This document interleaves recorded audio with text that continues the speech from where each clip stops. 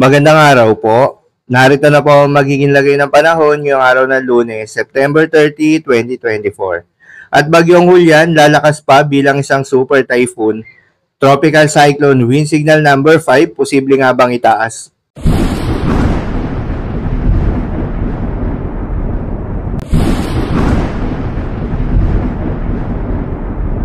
Sa kasalukuyan at ayon sa pag-asa, si Bagyong Hulyan nga ay inaasahan na lalakas pa bilang isang super typhoon ngayong hapon o mamayang gabi habang dadaanan nito ang Bashi Channel. Huli nga itong namataan ng pag-asa sa coastal waters ng Sabtang Islands, Batanes. Taglay ang lakas ng hangin na umaabot sa 175 km per hour malapit sa gitna at pagbugso na umaabot sa 240 km per hour. Kumikilos pa northwestward sa bilis na 10 km per hour. Dahil pa rin sa Bagyong Hulyan, may nakataas pa rin tayo na tropical cyclone wind signal number 4 sa may Batanes, northern portion of Babuyan Islands, habang tropical cyclone wind signal number 3 naman sa nalalabing bahagi ng Babuyan Islands, northeastern portion of Cagayan. Tropical cyclone wind signal number 2 naman sa nalalabing bahagi ng mainland Cagayan, Apayao, Abra, Kalinga, Ilocos Norte, northern and central portion of Ilocos Sur.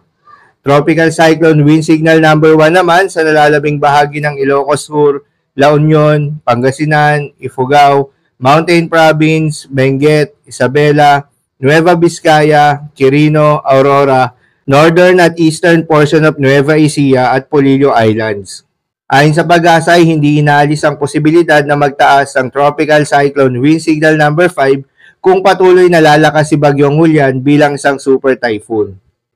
Dahil pa rin sa epekto nitong si Bagyong Hulyan, asahan na magdadala rin ito ng malalakas na hangin ngayong araw sa may Aurora, Zambales, Bataan, Metro Manila, Calabarzon, Romblon at Bicol Region.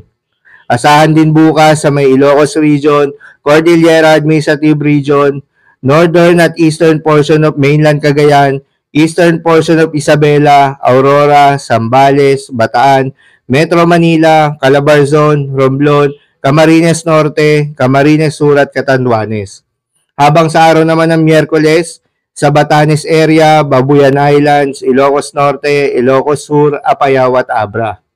Asahan din na magdadala si Bagyong Hulyan ng katamtaman hanggang sa malalakas na mga pagulan. Kaya naman asahan ngayong araw ang intense to torrential rains sa Batanes, Babuyan Islands at Ilocos Norte. Heavy to intense rains naman sa mainland Cagayan, Ilocos Sur, La Union, Apayao, Benguet at Abra.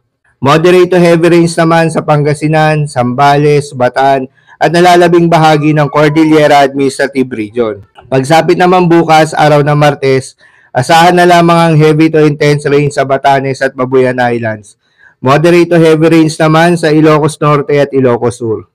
Pagsapit naman ng araw ng Miyerkules, asahan na lamang ang moderate to heavy rains sa Batanes at Babuyan Islands. Pinapayuhan ng lahat ng ating mga kababayan na maapektuhan ng Bagyong Hulyan na mag-ingat sa posibleng banta ng pagbaha at pagguho ng lupa. Para naman sa magiging lakas at track nitong si Bagyong Hulyan, sa ngayon nga ay nasa Bashi Channel area itong si Bagyong Hulyan at magsisimula na mag-recurving bukas habang mabagal ang paggalaw.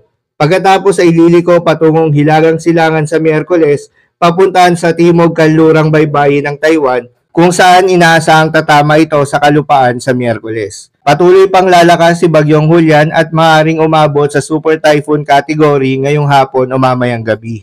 Ang pagdaan nito sa mabundok na lupain ng Taiwan ay magdudulot ng unti-unting paghina bago ang pagtama nito sa kalupaan. Subalit inaasahang mananatili itong isang malakas na bagyo.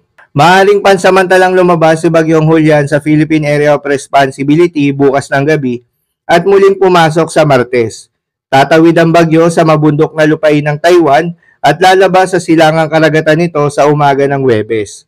Pagkatapos, ang bagyo ay unti-unting bibilis patungong Hilagang Silangan patungo sa East China Sea at tuluyang lalabas sa Philippine Area of Responsibility sa Huwebes. Paalala lamang po na ang mga nasabing forecast ay posible pa ring magbago. Kaya naman patuloy lamang magantabay sa mga update na ating ilalabas at ng pag-asa. Para naman sa magiging lagay ng mga dagat baybayin, ayon sa pag-asa ay may nakataas pa rin na gale warning sa mga seaboards ng Batanes, Cagayan, kabilang na ang Babuyan Islands, Northern coast of Ilocos Norte at Isabela. Payo ng Pag-asa ay huwag munang pumalaot yung mga kababayan nating mangingisda at yung may mga maliliit na sasakyang pandagat sa mga nasabing seaboards dahil inaasahan yung maalon hanggang sa napakaalon na karagatan.